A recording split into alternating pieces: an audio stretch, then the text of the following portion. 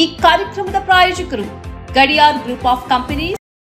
ಧಾರ್ಮಿಕ ಸ್ವಾತಂತ್ರ್ಯವನ್ನು ಹಣಿಯುವ ರಾಷ್ಟ್ರಗಳ ಪಟ್ಟಿಯಲ್ಲಿ ಜಗತ್ತಿನಲ್ಲಿಯೇ ಮೊದಲ ಸ್ಥಾನದಲ್ಲಿರುವುದು ಚೀನಾ.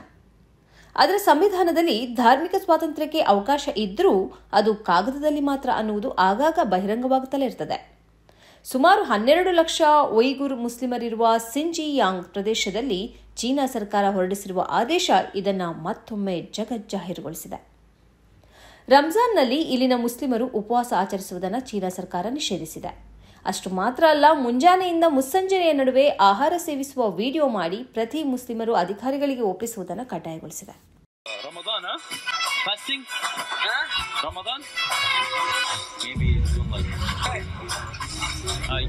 ಹಾಗೆ ಒಪ್ಪಿಸದವರ ವಿರುದ್ಧ ಕ್ರಮಗಳನ್ನು ಕೂಡ ಕೈಗೊಳ್ಳಲಾಗುತ್ತಿದೆ.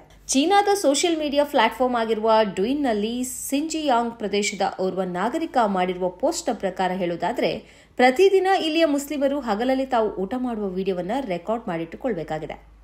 ಮಾತ್ರವಲ್ಲ, ಈ ವಿಡಿಯೋವನ್ನು ಪ್ರತಿದಿನ ಗ್ರಾಮದ ಸರ್ಕಾರಿ ಅಧಿಕಾರಿಗೆ ಕಳಿಸಿಕೊಡಬೇಕಾಗಿದೆ. ಇಲ್ಲದಿದ್ದರೆ ಅವರ ವಿರುದ್ಧ ಕ್ರಮವನ್ನು ಕೈಗೊಳ್ಳಲಾಗುತ್ತದೆ, ಬಂಧನದಲ್ಲಿ ಇಡಲಾಗುತ್ತದೆ ಎಂದು ಪೋಸ್ಟ್ ತಿಳಿಸಿದೆ. ಹಾಗಂತ ಇದು ಈ ವರ್ಷ ಮೊದಲ ಬಾರಿ ಮಾಡಿರುವಂತಹ ನಿಷೇಧ ಅಲ್ಲ. ಉಯ್ಗುರ್ ಮುಸ್ಲಿಮರು ಉಪವಾಸ ಆಚರಿಸದಂತೆ ವರ್ಷಗಳಿಂದ ಚೀನಾ ನಿಷೇಧ ಹೇರಿದೆ.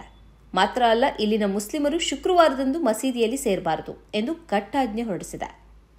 ಮುಸ್ಲಿಮರು ಉಗ್ರವಾದಿಗಳಾಗದಂತೆ ತಡೆಯುವ ಉದ್ದೇಶದಿಂದ ಈ ಕ್ರಮಗಳನ್ನು ಕೈಗೊಳ್ಳುತ್ತಿರುವುದಾಗಿ ಚೀನಾ ಸಮರ್ಥಿಸಿಕೊಂಡಿದೆ. ಜೊತೆಗೆ ಉಯ್ಗುರ್ ಮುಸ್ಲಿಮರ ಭಾಷೆಗೆ ಬದಲಾಗಿ ಚೈನೀಸ್ ಭಾಷೆಯನ್ನು ಅಲ್ಲಿ ಬಲವಂತದಿಂದ ಹೇರಲಾಗುತ್ತಿದೆ. ಅದಕ್ಕಾಗಿ ಚೈನೀಸ್ ಭಾಷೆ ಮಾತಾಡುವವರನ್ನ ಈ ಸಿಂಜಿಯಾಂಗ್ ಪ್ರದೇಶದಲ್ಲಿ ನೆಲೆಗೊಳಿಸಲಾಗುತ್ತಿದೆ ಎಂದು ವರದಿಯಾಗಿದೆ. ರಂಜಾನ್ನಲ್ಲಿ ಉಪವಾಸ ಆಚರಿಸದಂತೆ ತಡೆಯುವ ಮತ್ತು ಮಸೀದಿಗೆ ತೆರಳದಂತೆ ತಡೆಯುವ ಬಗ್ಗೆ ರೇಡಿಯೋ ಫ್ರೀ ಏಷ್ಯಾ ಚೀನಾದ ಪೊಲೀಸರನ್ನು ಸಂಪರ್ಕಿಸಿ ದೃಢೀಕರಿಸಿಕೊಂಡಿದೆ.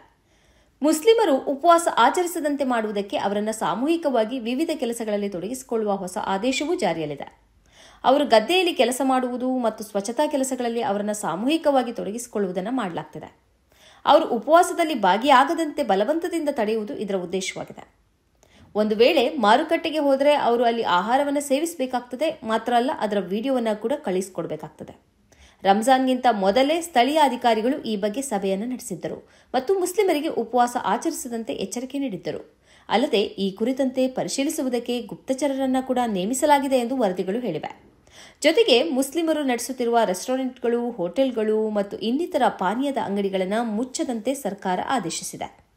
ಎಂದಿನಂತೆ ಅಲ್ಲಿ ಆಹಾರ ತಯಾರಿಸಬೇಕು ಮತ್ತು ವಿತರಣೆ ಕೂಡ ನಡೀಬೇಕು ಎಂದು ಸರ್ಕಾರದ ಆದೇಶವು ತಿಳಿಸಿದೆ. ಸನ್ಮಾರ್ಗ ನ್ಯೂಸ್ 1.5 ಲಕ್ಷ ಚಂದಾದಾರರನ್ನು ದಾಟಿದೆ. ಇದನ್ನ ಸಾಧ್ಯವಾಗಿಸಿದ್ದು ವೀಕ್ಷಕರಾದ ನೀವೇ.